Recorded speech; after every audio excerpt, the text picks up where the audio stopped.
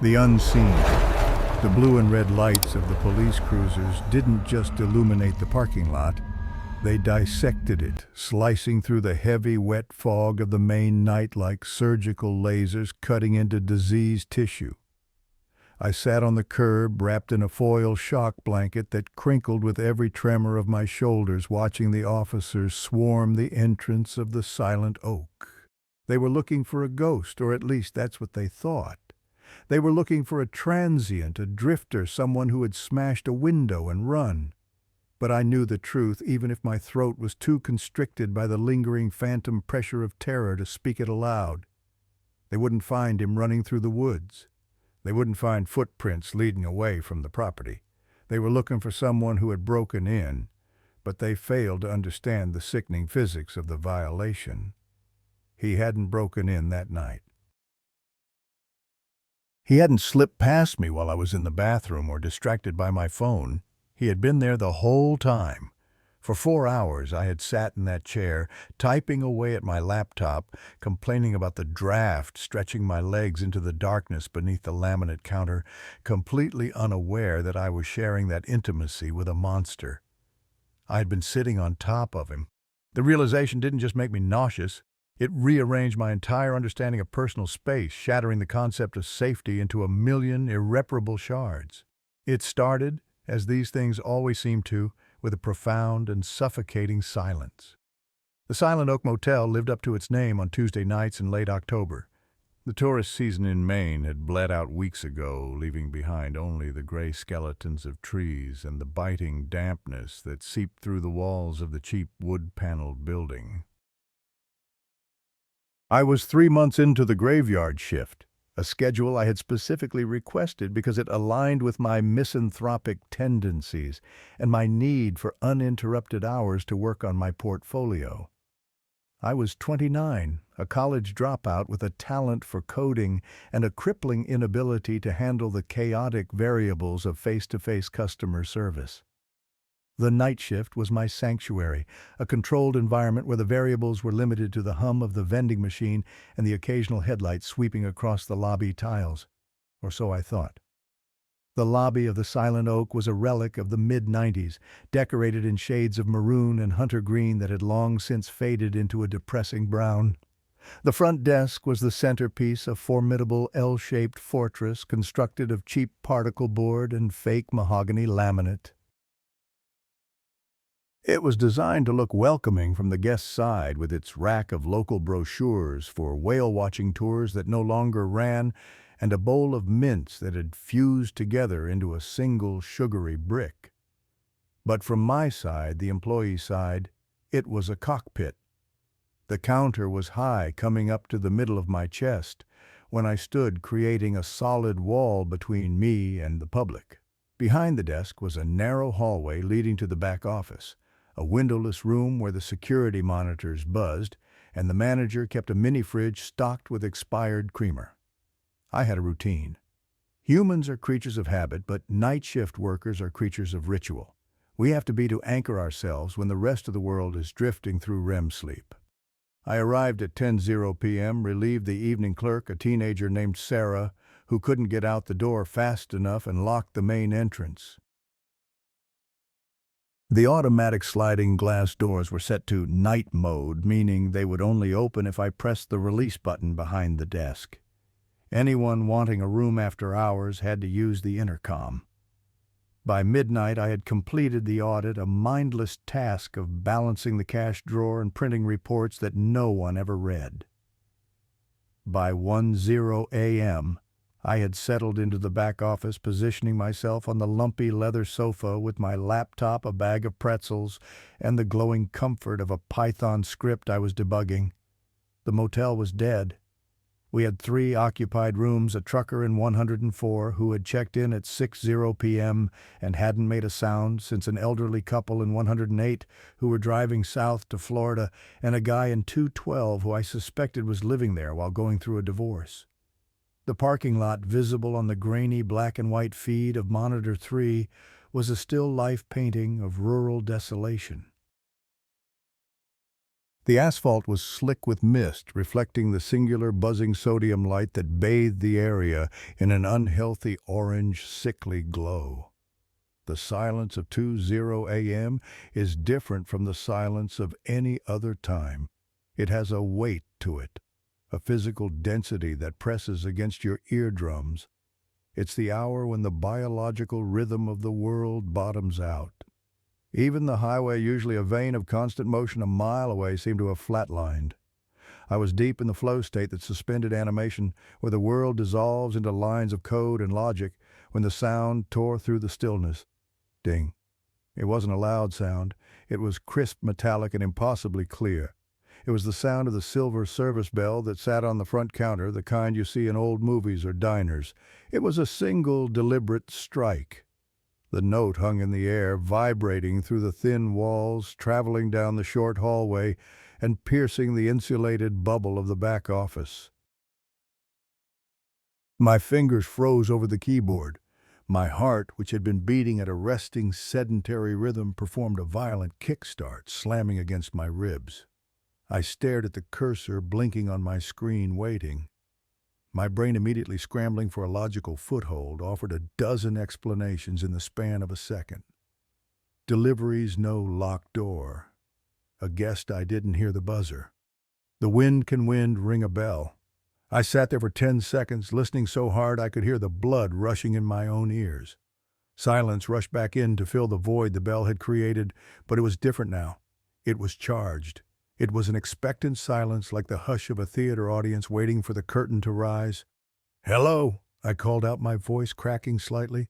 I hated how small it sounded, swallowed instantly by the empty building. No answer. I sighed, pushing the laptop aside and standing up. My knees popped a sound that seemed thunderous in the quiet. I walked to the doorway of the back office and peered down the short hall toward the lobby. The angle was bad. I could see the far wall, the rack of brochures, and the edge of the front door, but the desk itself was obscured. "If you need a room, you'll have to use the buzzer outside," I shouted, projecting my voice with a false authority I didn't feel. "Doors are locked." Still nothing. Annoyance began to override fear.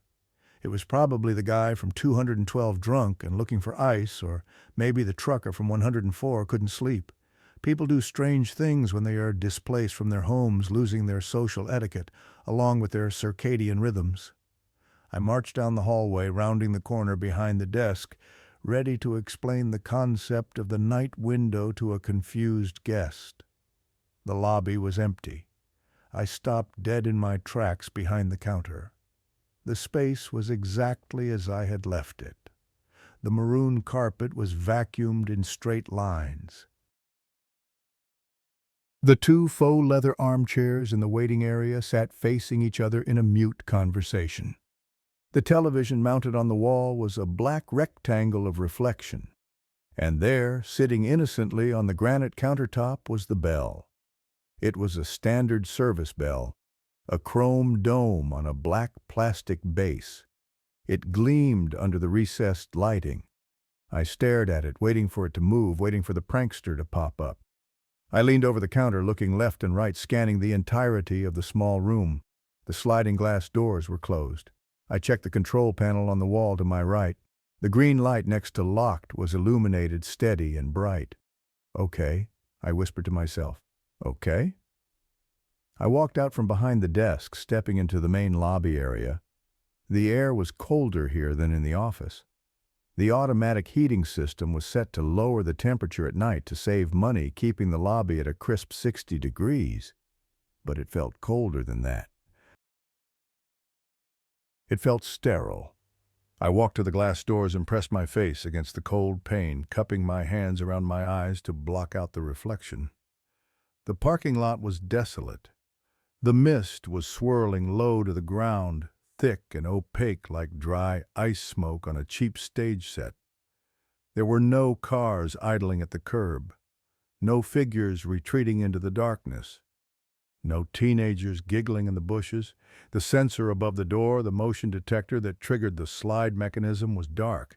If anyone had been standing there to ring the bell, the sensor would have tripped, and even if the door was locked, the little red LED on the sensor unit would have blinked. It was dark. I turned back to the room, my eyes sweeping over every detail. The vending machine in the corner hummed its compressor, kicking on with a rattle that made me jump. I let out a breath. I didn't realize I had been holding a short, sharp exhalation of nerves. Glitch, I muttered. Has to be. I looked at the bell again. It sat there defiant in its physicality. Could the mechanism slip? Could the internal hammer just fall? I reached out and tapped the button on top. Ding.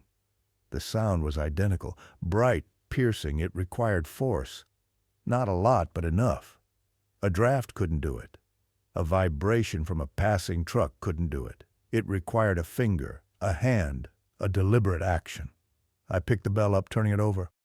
It was a simple device, spring clapper dome, nothing loose, nothing broken.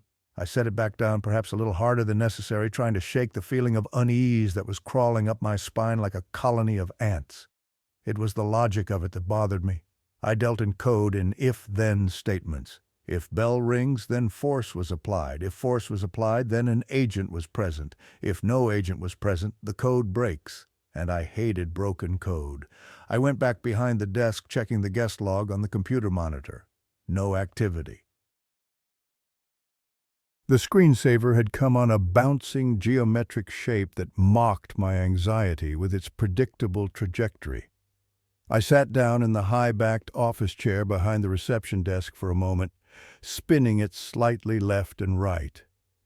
The leather squeaked. This was my throne, my command center. The desk was high enough that when I sat, I was completely hidden from the lobby. I could see the monitors, the keyboard, and the wall of keycard slots, but I couldn't see the floor of the lobby, and the lobby couldn't see me. It usually made me feel safe, like a sniper in a nest. Now it felt like being in a trench. I shook my head, rubbing my temples. It was 2:10 a.m. Fatigue was playing tricks on me. That was the only rational explanation. Maybe I had dreamt the sound. Maybe it was an auditory hallucination, a firing of synapses bored by the lack of input. Hypnagogic jerk, but for the ears. I stood up, grabbing a bottle of water from the mini-fridge under the counter, the cool plastic grounding me. "You're losing it, Ethan," I said to the empty room. The sound of my own voice was flat, absorbed instantly by the acoustic tiles of the ceiling. I walked back to the back office, deciding to put headphones on. If I drowned out the silence, I couldn't be startled by it. I sat back down on the sofa, pulled up my playlist, and tried to dive back into the Python script. But the flow was gone. The code looked like gibberish. My ears were straining against the noise-canceling foam of the headphones, listening for something that shouldn't be there. 10 minutes passed, then 15. The adrenaline began to metabolize, leaving behind a sour, jittery residue. I convinced myself it was the heating pipes expanding. Old buildings make noises. That's what they do. They settle. They groan. They mimic the sounds of life. I was just about to type a line of syntax when the smell hit me. It was faint at first, ghosting past my nose so subtly I thought I imagined it. But then it came again stronger. It wasn't the smell of the motel, that ubiquitous cocktail of industrial lemon cleaner, stale coffee, and dust. This was organic. It was a sharp, vinegary scent like sweat that had dried and layered over itself for days, mixed with something sweet and cloying, like unwashed skin and bubblegum, old, stale bubblegum. I took the headphones off, sniffing the air. The back office was small, about 10 feet by 10 feet. There were no windows. The only ventilation came from the central duct in the ceiling. I looked up at the vent. The grate was dusty, clogged with gray fuzz. "Great," I muttered. Something died in the vents. It fit the narrative. A rat or a squirrel had crawled in there, died, and now the heating system was pushing the decay into my sanctuary. It was gross, but it was explainable. It was biological, not supernatural. It was a problem I could call maintenance about in the morning. I felt a wave of relief wash over me. A dead rat I could deal with. A phantom bell ringer I could not. I stood up to grab the can of air freshener that the manager kept on top of the filing cabinet. As I sprayed a cloud of tropical breeze into the room, trying to mask the odor of dirty human and sugar, I glanced at the security monitors on the wall. Monitor 1 showed the lobby. Monitor 2 showed the hallway. Monitor 3 and 4 showed the exterior. My eyes locked on Monitor 1. The camera was positioned high in the corner of the lobby, giving a fisheye view of the entrance and the front of the desk. The image was grainy, refreshing every second with a slight stutter. In the bottom left corner of the screen, just at the edge of the frame where the reception desk curved, something moved. It wasn't a person. It wasn't a distinct shape. It was a shadow, a darkening of the pixels that seemed to detach itself from the solid mass of the desk and then reabsorb into it. It looked like a glitch, a compression artifact caused by a cheap DVR system struggling to render low-light contrast. I leaned in closer to the monitor, squinting. "Come on." I waited for the refresh. The screen flickered. The shadow was gone. The lobby was static. I rewound the footage. The system was clunky, requiring me to use a mouse to drag a timeline bar back. I dragged it back 1 minute. I hit play. I watched the grainy, black and white recording of the empty lobby. I watched the time code count up, 02-24-15, 02-24-16. There, at 02-24-18, a shape seemed to ripple near the floor right at the base of the front desk. It was fast, almost subliminal. If I hadn't been looking for it, I never would have seen it. It didn't look like a shadow cast by a passing car. It looked like something retreating, like a limb pulling back into a shell. I paused the video, staring at the freeze frame. The resolution was too low to be sure. It was just a blur of gray pixels against black ones. It could have been a moth flying close to the lens. It could have been a power surge. It could have been my own exhausted brain projecting patterns onto visual noise. But the smell was still there. Even through the chemical fog of the air freshener, that underlying note of sour sweat lingered in the back of my throat. I couldn't stay in the back office. The walls felt like they were inching closer. I needed to verify. I needed to prove to myself that the laws of physics were still in effect, that objects didn't move on their own and shadows didn't have mass. I grabbed the heavy Maglite flashlight from the desk, the only weapon we were allowed to carry, and walked back out into the hallway. This time I didn't announce myself. I moved quietly, stepping on the balls of my feet, a skill I had picked up not from stealth training, but from years of trying not to wake my parents when sneaking to the kitchen at night. I reached the corner of the hallway and peered around the reception desk. The lobby was still empty. The bell sat on the counter, silent and mocking. I stepped out behind the desk. I knelt down, shining the beam of the flashlight onto the carpet. I was looking for a rat.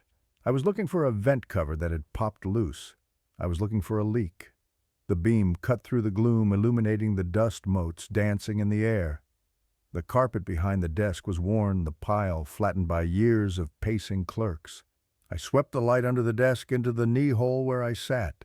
It was a cavernous space cluttered with tangled wires from the computer, a battery backup unit, and the trash can.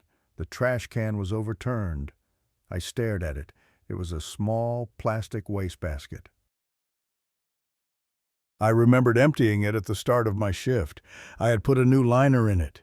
It had been upright. Now it was on its side, spilling a few crumpled receipts and a gum wrapper onto the floor. "Rats," I whispered. "Definitely rats." I reached out and righted the bin. As I did, my hand brushed against the carpet deep inside the knee hole near the back panel of the desk. The carpet was warm.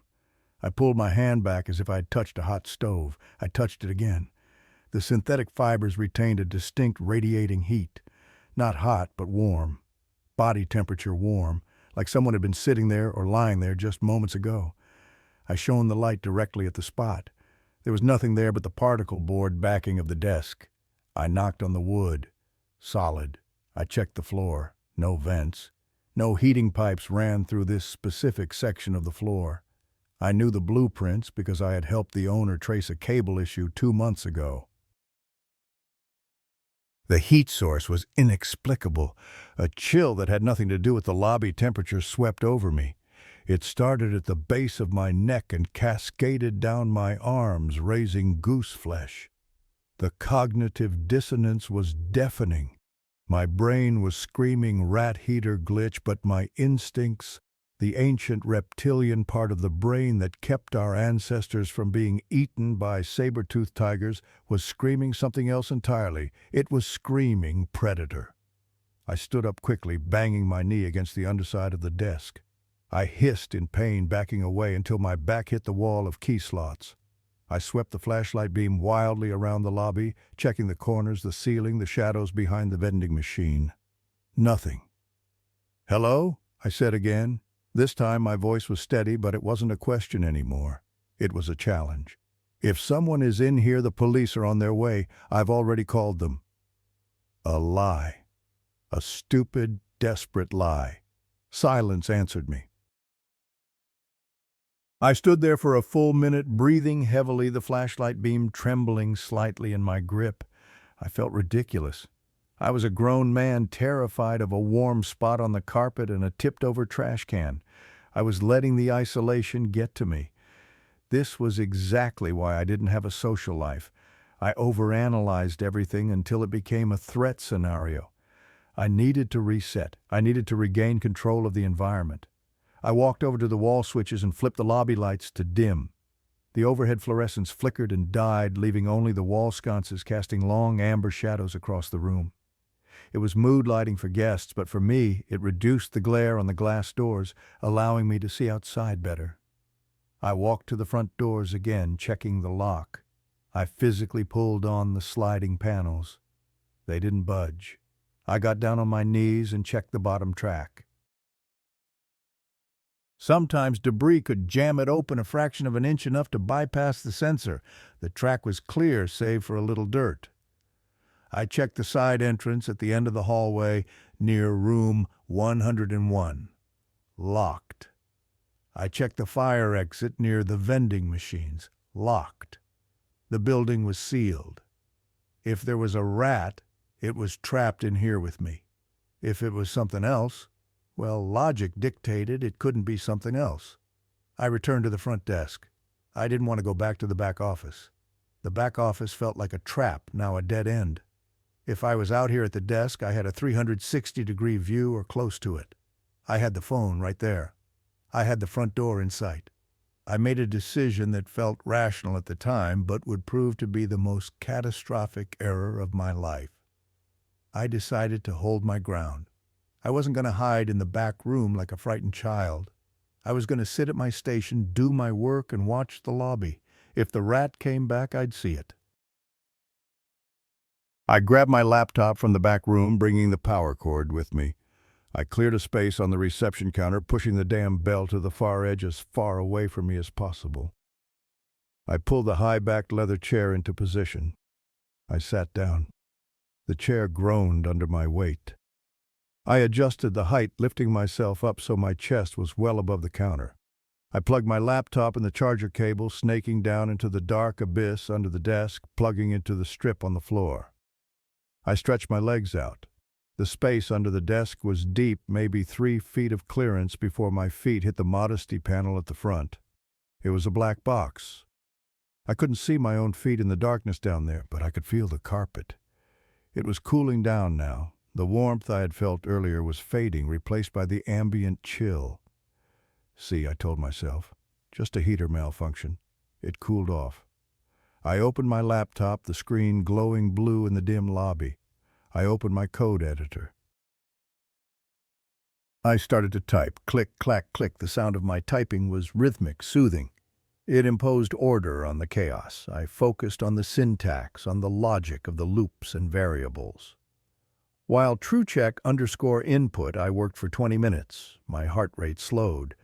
The adrenaline faded into a dull ache in my lower back. The lobby remained silent. The bell remained silent. The smell of sweat and bubblegum had dissipated, or maybe I had just gone nose blind to it. I was safe. I was alone. I was in control. I reached down to scratch my ankle, my hand dipping into the darkness under the desk for a split second before returning to the keyboard. And that's when I felt it. Not a sound, not a smell. A displacement of air.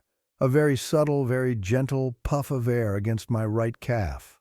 Like a draft. But the desk was enclosed on 3 sides. The only opening was the knee hole where my legs were. I froze, my hands hovering over the keys. It's the computer fan, I thought.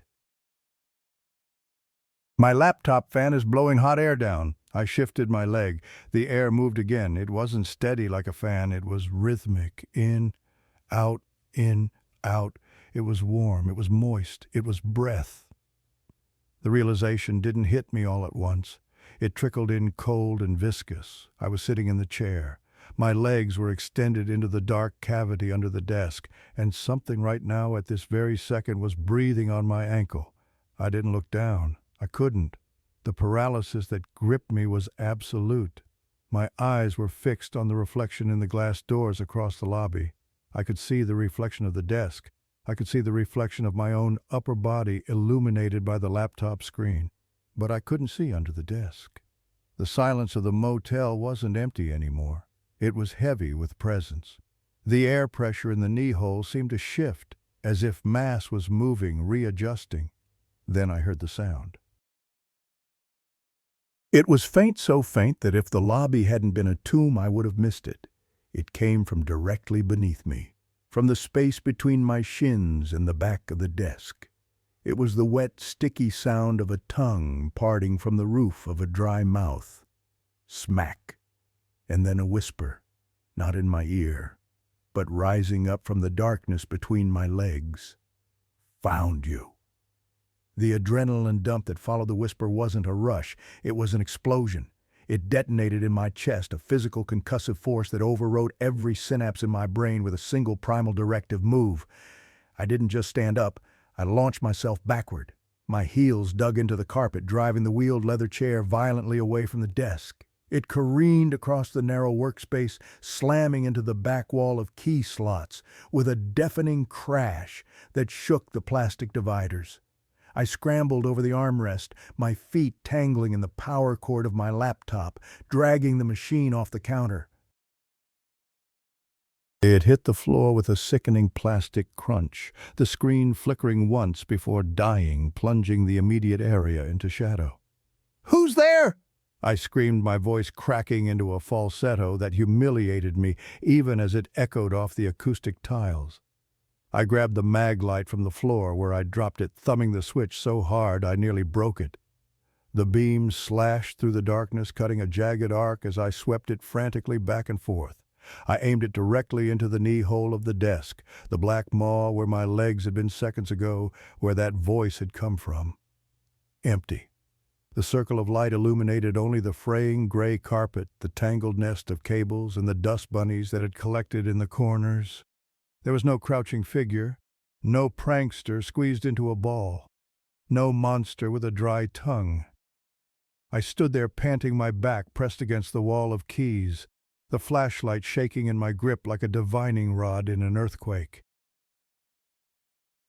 My heart was hammering a frantic rhythm against my ribs, thump, thump, thump, so loud it drowned out the humming of the vending machines. I waited for movement. I waited for a laugh. I waited for the intruder to pop up from behind the counter or drop from the ceiling tiles. Nothing happened. The lobby remained a tableau of stillness. The only movement was the dust swirling in the flashlight beam. "Come out," I hissed, shifting my grip on the heavy metal flashlight, holding it like a club. "I'm not playing." Silence. Just the oppressive, heavy silence of the Silent Oak, which now felt less like an absence of noise and more like a held breath. I slowly peeled myself off the wall, my eyes never leaving the empty space under the desk. I approached it with the caution of a bomb disposal technician. I kicked the overturned chair aside, the wheels spinning lazily. I crouched down, keeping my distance, and shone the light upward, checking the underside of the countertop. Maybe they were clinging to the wood like a spider. Nothing but gum wads hardened into concrete fossils, and the manufacturer's sticker, "Modesty Panel, particle board, 1998. I stood up, the panic beginning to curdle into confusion. I checked the trash can again. I checked the narrow gap between the desk and the wall. It was physically impossible for a human being to have been there and vanished in the split second it took me to jump back. The physics didn't work. Unless they were invisible or unless they had phased through the floor, there was no one there. "Okay," I whispered the word, trembling. "Okay, Ethan, think." I ran a hand through my hair, feeling the cold sweat slicking my forehead. I looked at the broken laptop on the floor. The screen was cracked, a spiderweb of fractures radiating from the corner. That was real. The damage was real. But the voice, the breath on my ankle, I touched my ankle. The skin felt normal. Cold, yes, but dry. There was no residue of the moist breath I had felt. Auditory pareidolia. The term floated up from the recesses of my memory, a remnant of a psychology 101 class I had slept through half the time. The brain is a pattern recognition machine. When deprived of stimuli or when placed in high-stress environments, it creates patterns where none exist. It turns the hum of a fridge into a whisper. It turns a draft into a touch. But it said, "Found you," my internal monologue argued. That's specific. That's not random noise. It was the radio I countered desperately, or the pipes, or you're finally snapping. I couldn't accept that. I wasn't crazy. I was tired, yes. I was stressed, yes. But I wasn't hallucinating full sentences. There had to be an explanation. I needed to clear the board. I needed to sanitize the environment of variables until only the truth remained. I couldn't sit back in that chair. God, just the thought of putting my legs back into that dark box made my bile rise until I had secured the perimeter. The interior was clear in the sense that I couldn't see anyone, but the building was porous. There were other ways in. I grabbed the master key ring from the hook on the wall. It was a heavy brass ring with a dozen keys that jangled aggressively. I needed that noise. I wanted the noise. I wanted to announce my presence to whatever might be lurking in the shadows. I am here, and I am armed with a flashlight and a heavy piece of brass. I started with the lobby bathrooms. I kicked the door to the men's room open, shining the light into the stalls. Empty. I checked the women's room. Empty. I checked the utility closet next to the vending machines, pushing aside mops and buckets that smelled of bleach and mildew. A spider skittered away from the light, but nothing larger than a quarter moved. Then I turned my attention to the glass doors. The reflection that had mocked me earlier was now just a black mirror. I unlocked the panel and slid the doors open. The cold air of the Maine night hit me like a physical slap, sobering and sharp. It smelled of wet pine needles, exhaust fumes, and the metallic tang of approaching snow. I stepped out onto the concrete apron, the automatic sensor clicking above me as it finally registered a legitimate target. The parking lot was a sea of gray mist. The sodium light buzzed overhead, casting long, unnatural shadows that stretched away from the few parked cars. I walked the length of the building, my flashlight beam cutting through the fog. I checked the windows of the occupied rooms. Room 104. The curtains were drawn tight. The faint blue flicker of a television played against the fabric. The trucker was awake, or at least his TV was. Room 108 dark. The elderly couple was asleep. Room 212 dark. I walked around the side of the building to the back. This was the area I hated most.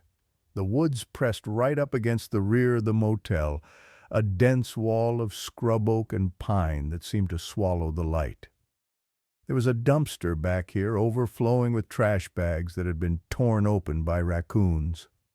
I shone the light into the dumpster. Just garbage. I walked to the back door, the one that led to the end of the hallway near the linen closet. It was a heavy steel fire door. I tugged on the handle, locked. I checked the frame. No pry marks, no scratches. As I turned to head back to the front, a sound made me freeze. Scrape. It came from the woods. Not deep in the woods, but right at the tree line, maybe 20 feet away. It sounded like a heavy boot dragging across gravel. I whipped the flashlight toward the sound. "Hey!" I shouted. "Police are on the way. Stay where you are." The beam illuminated the gnarled trunks of the pines and the dense underbrush. For a second, just a fraction of a heartbeat, I thought I saw something white. A face. A mask? A piece of paper caught in a branch. I squinted, stepping closer to the edge of the pavement.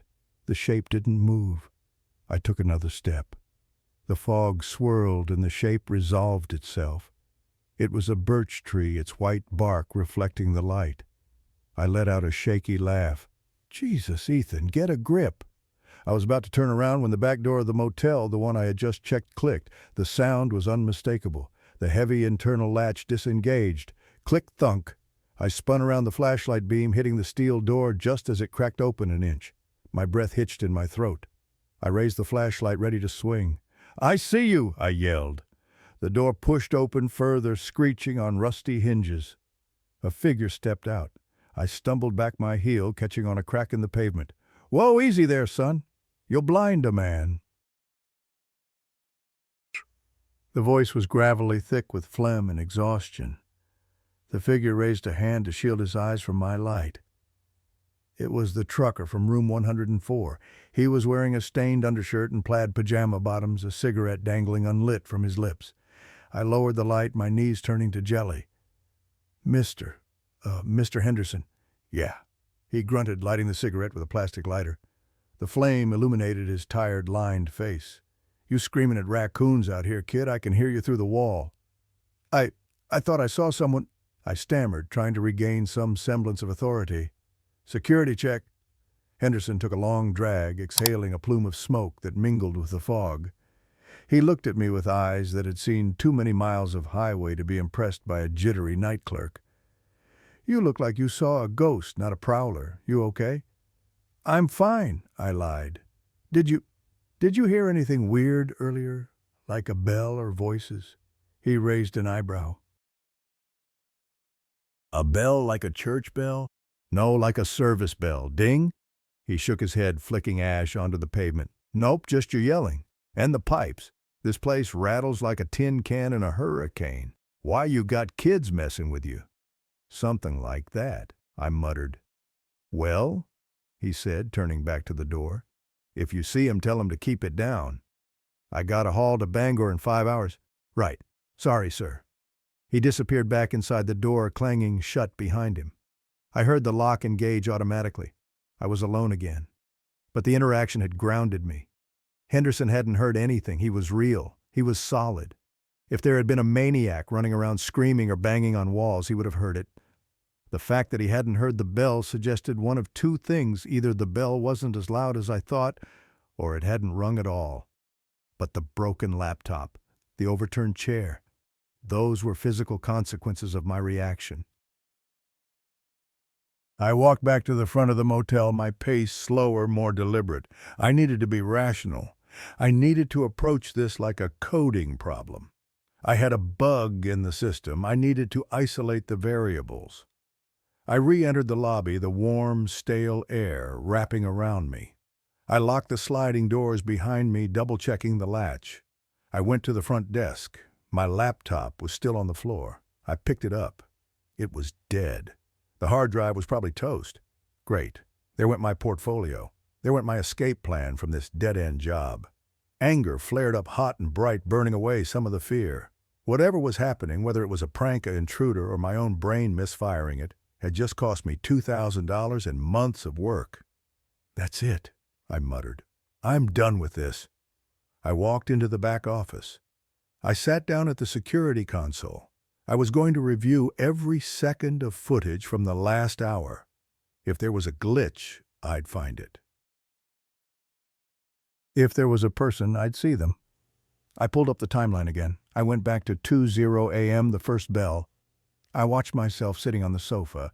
I watched myself react to the sound. Ding. I couldn't hear it on the video. The cameras didn't record audio, but I saw my head snap up. I watched myself go to the lobby. Empty. I fast-forwarded. 2:10 a.m. The second bell. My reaction? The search. Then the period where I sat at the desk. I watched myself on the screen, a small, grainy figure in the corner of the lobby cam. I saw myself typing. I saw myself check my watch. I looked normal. Just a guy working a night shift. Then at 2:48 a.m. On the screen I stopped typing. I saw my head tilt like I was listening. I saw me scratch my ankle, and then the explosion of movement, the chair flying back, me scrambling over the console. But what caught my eye wasn't me, it was the counter. The reception desk was a solid block of wood and laminate. But on the camera feed, right at the moment I jumped, the front panel of the desk seemed to shudder. I leaned in my nose, almost touching the screen. What the hell? I rewound, played it frame by frame. Frame 1, I am sitting still. The desk is solid. Frame 2, I begin to react. My hands fly up. Frame 3. The decorative wooden panel on the front of the desk, the side facing the lobby, appeared to bulge outward slightly. Just a millimeter, a vibration. Frame 4, I'm in midair. The panel is still. I played it again and again. It wasn't a glitch, it was impact. Something had hit the desk from the inside, or something had moved against the structure with enough force to warp the cheap wood for a microsecond. I sat back, my mind racing. The desk was L-shaped. It was built against the wall. The front panel was nailed shut. It wasn't a cabinet. It was a structural support.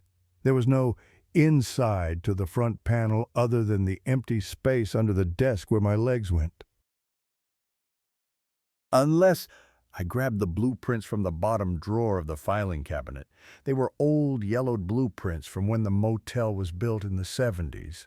I unrolled them on the small desk in the back office, pushing aside the manager's half-eaten donut. Lobby layout. Elevation A. I traced the line of the front desk. It was marked as custom joinery. It showed the framing, 2x4 studs, plywood sheathing, laminate finish. It was a hollow box, a hollow wall essentially. But then I saw it. At the bottom of the diagram where the desk met the floor, there was a small note in faded blue ink access panel, HVAC, crawlspace, maintenance. My blood ran cold. The motel had a crawlspace, a shallow dirt-floored basement that ran the length of the building for plumbing and wiring access. And apparently there was an access point right under the front desk. I looked at the diagram again. The access panel was drawn on the floor inside the footprint of the desk. Inside the knee hole, where my feet had been resting for 4 hours, I felt a wave of nausea so strong I had to swallow back bile. The warmth, the smell of earth and decay, the breath. It wasn't a ghost. It wasn't a prankster hiding in the lobby. It was someone or something coming up from underneath. I stood up the chair, scraping loudly against the floor. I grabbed the flashlight again. I had to know. I couldn't just leave. If I left now, I'd never come back. And if there was a way into the crawl space under the desk, that meant anyone could get into the office, into the safe, into the rooms. I had to secure it, or at least prove it was there. I walked back out to the lobby. The air felt heavier now, charged with a malevolent energy. The smell was back, that sickly sweet rotting bubblegum scent. It was stronger this time, wafting up from behind the counter like invisible smoke. I approached the desk. I didn't go behind it, not yet. I walked to the front of the desk, the lobby side. I kicked the baseboard solid. I walked around to the side. I looked at the dark opening behind the counter. The chair was still overturned in the corner where I had kicked it. The broken laptop lay like a casualty of war. I took a deep breath, gripping the flashlight until my knuckles turned white. "If you're down there," I said, my voice low and steady, "I'm locking the door. You're trapped." I didn't wait for an answer. I moved. I stepped behind the counter, moving quickly to the wall. I grabbed the heavy rubber floor mat that we stood on to save our knees and dragged it out of the knee hole. I shone the light directly onto the floor under the desk. There it was. It wasn't obvious. If you weren't looking for it, you'd think it was just a seam in the carpeting. But there, cut into the industrial gray carpet, was a square, about 2 feet by 2 feet. The edges were frayed, and the carpet square was slightly askew. It was lifted maybe 1/4 of an inch on one side. I stared at it, the horror blooming in my chest like a black flower. The warmth I had felt on the carpet earlier, that was body heat leaking up from the hole. The breath, that was air lungs pushing up through the crack. I had been sitting directly on top of the trap door, and someone had opened it while I was typing, while I was listening to music. They had cracked it open inches from my shins, and what watched me, smelled me, found you, the voice had said. I backed away, retreating to the relative safety of the hallway. My mind was screaming at me to run, to get in my car and drive until the gas tank was dry. But I was frozen by a morbid, terrifying curiosity and a practical realization. My car keys were in my jacket pocket.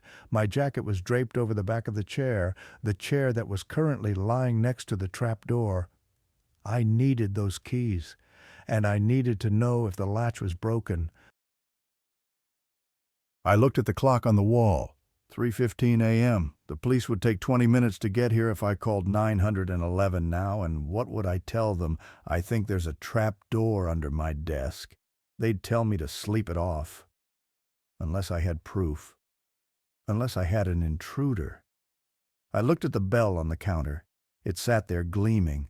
An idea formed in my mind, a stupid, reckless, insane idea. But it was the only way to retain my sanity. I needed to lure him out. I needed to see him. I needed to catch him on camera clear as day, so when the cops came, they wouldn't leave until they dragged him out of his hole. I went back to the back office and grabbed a heavy stapler and a roll of duct tape. I also grabbed the manager's hidden safety bat, a sawed-off Louisville slugger that lived behind the file cabinet. I walked back to the desk. I moved with purpose now, overriding the fear with a manic determination. I was the guard here. This was my desk.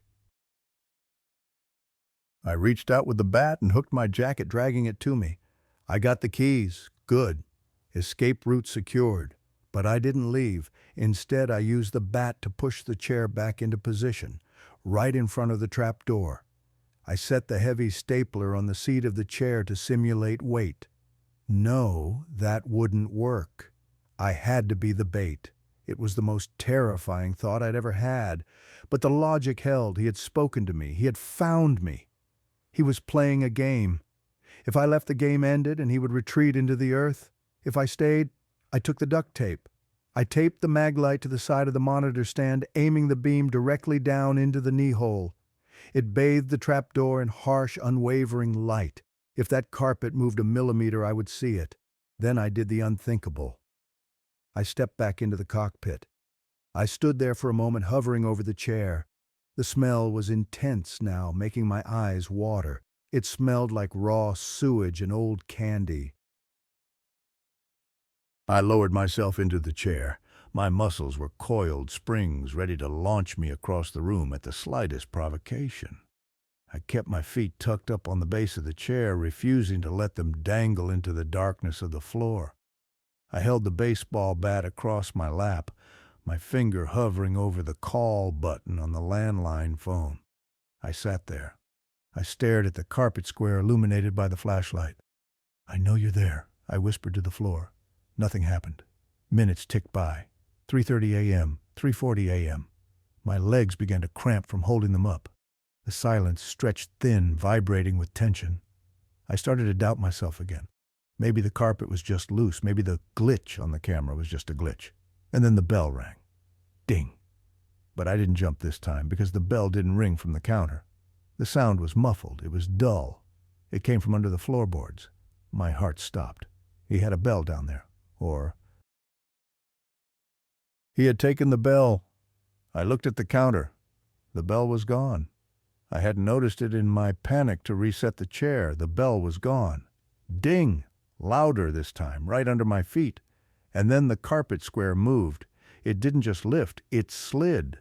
A finger, a long, pale, dirt-encrusted finger poked up through the gap in the carpet. It hooked around the edge of the access panel. I watched, mesmerized by terror, as the finger curled. It beckoned, "Come here." Then a second finger, then a hand. The hand gripped the edge of the panel. The knuckles were white, the skin translucent, revealing blue veins that pulsed with a rhythm that was too fast, too excited. I didn't run. I couldn't. I was anchored by the sheer audacity of the horror. The hand pushed. The panel groaned. And from the darkness of the hole, a voice drifted up. It wasn't a whisper this time. It was a conversational tone, calm and pleasant, like a neighbor asking to borrow sugar. "Ethan," the voice said from beneath my chair, "your shoelace is untied." I looked down at my feet, perched on the chair base. My left sneaker. The laces were dangling. I hadn't tied them since I came on shift.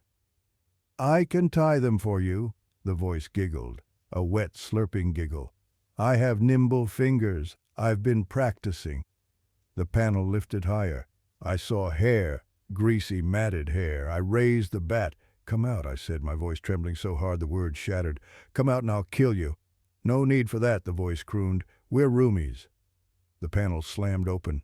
I didn't wait for the face. I didn't want to see the face. I swung the bat down, not at the hole, but at the desk lamp I had taped up, smashing the bulb, plunging the knee hole into darkness. I screamed a primal roar of defiance and terror, and I didn't run away. I did the only thing my broken mind could conceive of. I stomped. I drove my heel down into the darkness, into the hole, aiming for where the face should be. My boot connected with something soft, something that crunched. A howl erupted from the crawlspace, a sound that wasn't human. It was the shriek of a wounded animal. I pulled my leg back, ready to stomp again, but a hand shot out of the darkness, fast, impossibly fast, and grabbed my ankle. The grip was iron, cold, slimy iron. It yanked. I slipped from the chair, my fingernails scrabbling against the laminate desktop as I was dragged down toward the open mouth of the floor. "Roomies!" The voice shrieked, no longer pleasant. "Roomies forever!" My waist hit the edge of the desk. My legs were dangling into the hole now, kicking wildly at the unseen horror below. I felt hands, dozens of them. It felt like clawing at my jeans, pulling me down into the stench of earth and rot. I grabbed the leg of the desk, I kicked, I screamed, and then I remembered the stapler. I grabbed the heavy metal stapler from the chair seat where I had left it. I swung it blindly into the hole, putting every ounce of my fear into the blow. Thud. The grip on my ankle loosened. I scrambled up, clawing my way back onto the chair, then over the desk, tumbling onto the lobby floor. I didn't look back. I didn't check the cameras. I ran. I ran for the front door, slamming my hand against the release button. The door slid open too slowly. I squeezed through the gap, tearing my shirt. I sprinted into the parking lot, into the fog, screaming for help, screaming for the trucker, screaming for anyone to save me from the thing that lived beneath the desk. As I reached the middle of the parking lot, gasping for air, I turned back to look at the motel. The lobby was dark, but in the window of the front desk, I saw him. He was standing behind the counter, wearing my headset. He waved. A slow, mocking wave, and then he picked up the phone, and the service bell. Ding. The sound carried through the glass, through the fog, all the way to me. Ding, ding, ding. He was ringing me in. The fog had curdled. That was the only way to describe it. It wasn't just mist anymore. It was a living, breathing opacity that swallowed the sodium lights of the parking lot and digested them into a sickly, radioactive orange bruise. I stood in the center of the asphalt, shivering so violently that my teeth clicked together like loose dice in a cup. My breath came in ragged, burning gasps, carving raw tunnels through my chest, but the air I inhaled tasted of nothing but wet pine and the metallic tang of my own terror. I was 20 yards from the front entrance. The glass sliding doors were closed now. The lobby beyond them was a glowing aquarium of horrors, but the fish inside was a predator that wore my headset and mocked my existence. Ding, ding, ding. The sound was muffled by the glass and the atmospheric dampness, but it drilled into my skull with the precision of a lobotomy pick. He was still ringing it. He was standing there behind my desk in my sanctuary, performing a grotesque pantomime of my job. I patted my jacket pockets frantically, my hands numb and clumsy. Left pocket keys, right pocket phone. Thank God. I pulled the device out the screen, illuminating my blood-streaked hands. The light from the phone was blinding in the gloom. I jabbed at the emergency dialer, my thumb slipping twice on the slick surface of the screen before connecting. 911, what is your emergency? The voice was calm, robotic. It belonged to a different universe, a universe where floors were solid and desks didn't have mouths. "He's inside!" I choked out, my voice sounding foreign, high-pitched and hysterical. "The Silent Oak Motel, Route 95. He came up from the floor. He's got a bat. He's in the lobby." "So take a deep breath," the dispatcher said, her tone shifting to that professional condescending soothe they use for drunks and panic attacks. "Who is in the lobby? Is he armed?" "I don't know who he is," I screamed at the fog spinning in a slow circle to watch my back. "He was living under the desk. He pulled me. He tried to pull me in. He has a baseball bat. I'm outside. I'm in the parking lot."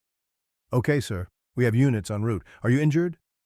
"My ankle." He grabbed my ankle. I looked down. My jeans were torn at the cuff.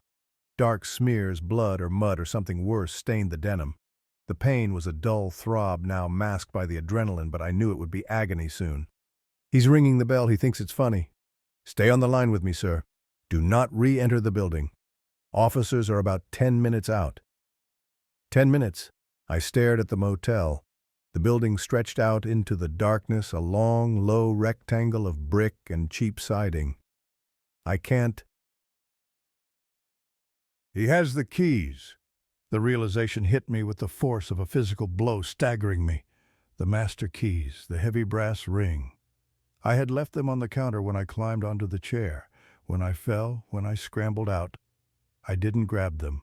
I grabbed my jacket. I grabbed the stapler. I left the keys.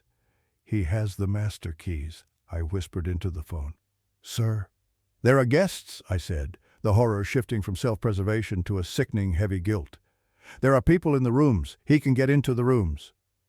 I looked at the window of room 104. The blue flicker of the TV was still dancing against the curtains. Henderson, the trucker. He was awake. He was 5 feet away from the hallway door. And then the lights in the lobby went out. Not just dimmed, out. The aquarium went black. The figure behind the desk vanished. The dinging stopped. The silence that followed was worse than the noise. It was a tactical silence. He wasn't playing anymore. He was moving. "Sir, what's happening?" the dispatcher asked. "He cut the lights or he turned them off. He's moving." I started walking toward the building, my limp pronounced now. "I have to warn them." "Sir, do not approach the building. Stay in a safe location." "He has the keys," I yelled, abandoning the pretense of rationality. "He's going to go into the rooms. I have to make noise." I hung up. I didn't care about protocol. I cared about the fact that I had just unleashed a subterranean nightmare onto 3 innocent people. I ran toward room 104. The fog seemed to thicken as I neared the building, swirling around my legs like grasping hands. The window was high chest level. I hammered on the glass with my fist. Thud, thud, thud. "Henderson!" I shouted. "Henderson, wake up, lock the door!" The curtains didn't move. The TV light kept flickering. I banged harder, the glass vibrating under my knuckles. Fire, get up, fire. I figured that would work better than subterranean goblin man. The curtain twitched. A face appeared in the gap, Henderson looking irritated, his eyes heavy with sleep and annoyance.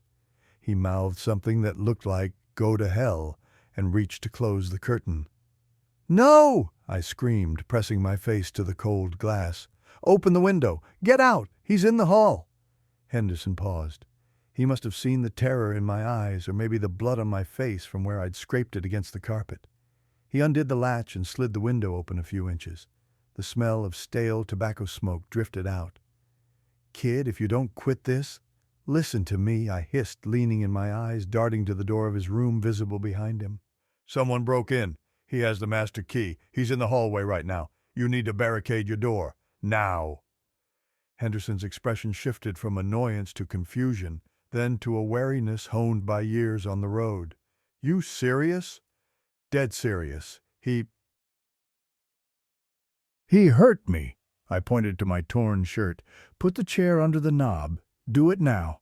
Henderson nodded, the sleep vanishing instantly. He turned away from the window. I watched him grab the heavy wooden chair from the desk and jam it under the handle of the door that led to the interior hallway. Click. I heard it. It came from the hallway, the sound of a key sliding into a lock. It wasn't Henderson's door. It was further down. Room 108, the elderly couple. The Millers. My stomach dropped through the floor. The Millers, I gasped. I abandoned Henderson. I scrambled down the concrete walkway, my sneakers slapping wetly against the pavement.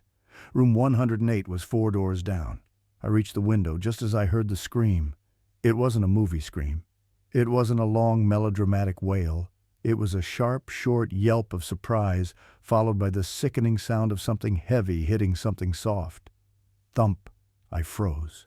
My hand was raised to bang on the glass, but the sound stopped me.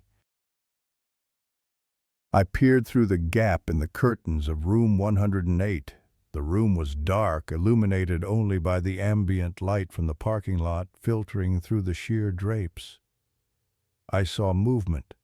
2 lumps in the bed. One was still, the other was thrashing feebly.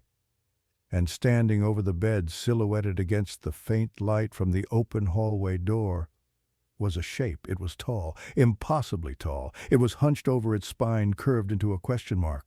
It wore a hoodie that hung loosely off a frame that seemed to be made of wire and knots. It was holding the bat. My bat. The Louisville Slugger I had left on the chair. The figure raised the bat. "Hey!" I screamed. I didn't just bang on the window. I smashed my elbow into it. The glass was double-paned and reinforced. It didn't break. It just shuddered with a dull whoomp. The figure inside stopped. The bat froze at the apex of its arc. Slowly, mechanically, the head turned toward the window, toward me. I couldn't see the face clearly. Couldn't. It was a smudge of pale gray in the darkness, but I saw the eyes. They caught the parking lot light like a cat's eyes. They were wide, unblinking, and then the figure smiled. It wasn't a smile of amusement. It was a structural impossibility. The jaw seemed to unhinge, dropping lower than human anatomy should allow, revealing a black maw of teeth. He raised a finger to his lips. Shh! Then he swung the bat. Crack! The sound of wood hitting bone is distinct. It's dry. It's final. It echoed through the glass, through the brick, and lodged itself in my marrow. I screamed. I backed away, looking for something, anything to break the window with. A rock, a brick. I scanned the flower bed next to the walkway. Just dirt and mulch. I turned back to the window. The figure was gone. The door to the hallway was swinging shut. He was back in the corridor. "Henderson!" I roared, running back toward room 104. "He's in the hall. He killed them. He killed the Millers." I reached Henderson's window just as the trucker was climbing out. He was a big man, heavy set, and he was struggling to squeeze his bulk through the frame. He had a tire iron in his hand. "What did you say?" Henderson grunted, dropping onto the concrete with a heavy thud. "Room 108 inches, I pointed, my hand shaking so bad I couldn't keep it steady. He went in. I saw him. He used the bat." Henderson's face went pale, the bravado of the road warrior stripping away to reveal genuine fear. "You call the cops. They're coming, but he's loose inside." "We got to get out of here," Henderson said, gripping the tire iron. "My rig. We go to the truck. I got a CB. I can call it in." "No," I said, looking at the dark motel. "The guy in 212, Mr. Jacobs, he's upstairs." "Forget him, kid. We got to go." "He's deaf in one ear," I said, the irrelevant detail surfacing from my memory of checking him in. "He won't hear anything. He's right above the lobby." Henderson looked at me, then at his truck, then back at the motel. He cursed. "Hell, okay. Is there stairs outside?" "Yeah, north side." We ran. I limped, trailing Henderson, the pain in my ankle now a screaming fire. We rounded the corner of the building to the external concrete staircase that led to the second-floor balcony. The fog was thicker here, swirling around the metal railings. We climbed, our footsteps clanging on the metal grates. I expected the intruder to be waiting at the top, bat raised, ready to knock us back down. But the balcony was empty. The row of doors on the second floor stood silent, uniform, impenetrable. We reached room 212. Henderson didn't knock. He pounded on the door with the tire iron. Clang, clang, clang. "Open up!" I looked over the railing into the courtyard below. The pool area. It was closed for the winter, covered by a dirty green tarp. Movement caught my eye down below in the pool area. A vent grate on the side of the building, the crawlspace vent, was pushed open, and crawling out of it was the figure. He wasn't inside anymore. He had used the vents. He had dropped down into the crawlspace and exited through the exterior vent. He was outside, with us. "Henderson," I whispered. The trucker stopped pounding. "What?" I pointed down. The figure was standing on the pool deck. He was looking up at us. In the open air, he looked even more wrong. His limbs were too long for his torso. His clothes, my spare work hoodie and dirty jeans, hung off him like rags on a scarecrow. He wasn't holding the bat anymore. He was holding something else, something shiny. The master keys. He jingled them. The sound floated up to us sharp and clear. Then he didn't run away. He didn't flee into the woods. He walked toward the staircase, our staircase, the only way down. "He's coming up," I said, my voice flat. Henderson looked over the railing. He saw the figure starting to climb the stairs, taking them two at a time, but not running, loping, like a wolf. "Back into the room," Henderson yelled. He swung the tire iron at the window of room 212. Smash! The glass shattered inward. "Hey!" a voice yelled from inside. "Mr. Jacobs! Police emergency!" Henderson bellowed, clearing the jagged shards with the iron bar. "Get back!" Henderson grabbed me by the collar of my jacket and practically threw me through the broken window. I tumbled under the carpet, landing on broken glass. Henderson dove in after me, his boots crunching on the shards. Mr. Jacobs, a balding man in boxers, was standing by the bed, holding a lamp like a weapon. "What the hell is going on?" "Barricade the door!" Henderson roared, scrambling to his feet. But we were in a room, a trap. If he came up the stairs, he was in the hallway outside the door. Wait. The stairs led to the balcony. The door to the room opened onto the balcony. We had just broken the window on the balcony side. We were in the room. The intruder was on the balcony. He was right outside the broken window. We had trapped ourselves. "Oh, God," I whispered. "The window." We turned to face the shattered opening. The curtain was flapping in the cold wind. A hand reached through the broken glass. It gripped the frame. Then the face appeared. It was upside down. He was hanging from the roof gutter above, swinging down like a bat. He peeked into the room, his face framed by the jagged glass teeth of the window. He was smiling. "Room service," he whispered. Henderson didn't hesitate. He lunged forward with the tire iron, swinging it with all the force of a man who moved freight for a living. Whack! The iron bar connected with the side of the intruder's head. It was a solid, sickening impact. The figure didn't scream, he didn't grunt, he just let go. He fell backward away from the window, dropping out of sight toward the concrete pool deck below. We rushed to the window, careful of the glass. We looked down. The pool deck was empty. There was no body, no blood, just the green tarp of the pool rippling slightly, as if something had slipped beneath it. "Where is he?" Jacob stammered, lowering the lamp. "Who was that?" "He fell," Henderson said, his chest heaving. I hit him hard. He should be dead." "He's not dead," I said, shaking my head. I felt a cold certainty settling in my gut. "He lives in the spaces, he lives in the holes." I looked at the heating unit under the window. The standard motel PTAC unit. The vent cover was slightly loose. "He's not outside," I whispered. "He's going back in." Sirens. Finally. The sound of sirens cut through the fog, a rising wail that promised salvation. Blue and red lights began to stroke the walls of the room, flashing through the broken window. "Cops," Henderson breathed, leaning against the wall. "Thank God."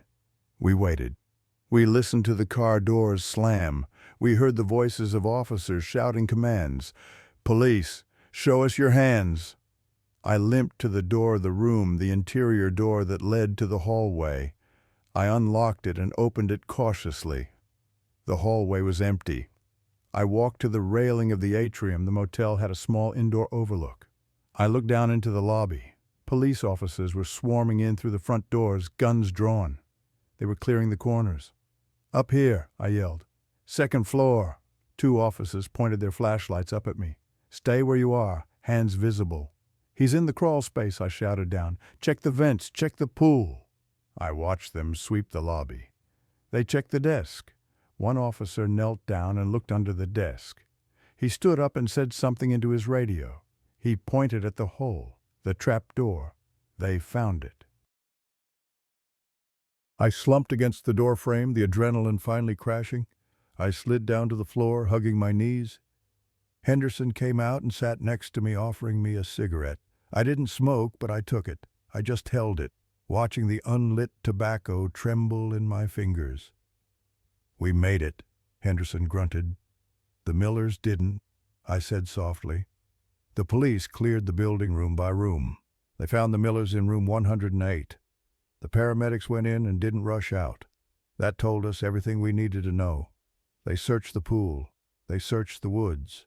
They brought in K9 units. I sat in the back of an ambulance, a blanket wrapped around me, a paramedic cleaning the glass cuts on my hands. I watched the flurry of activity. A detective walked over to me. He looked tired. He had a notebook. "Ethan, right?" "Yeah. We found the access point under the desk, and we found a encampment in the crawl space. Looks like someone has been living down there for a while." "Weeks, maybe months," I shuddered. "Did you find him?" The detective sighed, closing his notebook. "No. The dogs lost the scent at the pool drain. The grate was removed. It leads to the storm sewers. He's in the wind." I looked at the storm drain grate in the parking lot. It was a black mouth in the asphalt. "He's gone," the detective said, "but we have his prints. We have DNA. We'll find him." I wanted to believe him. I really did. But then, as the detective turned to walk away, I saw it.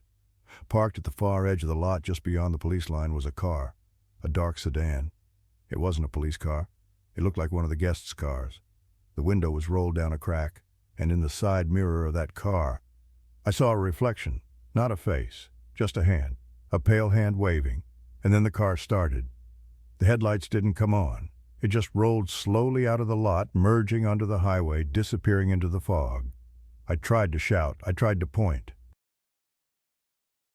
But my voice was gone.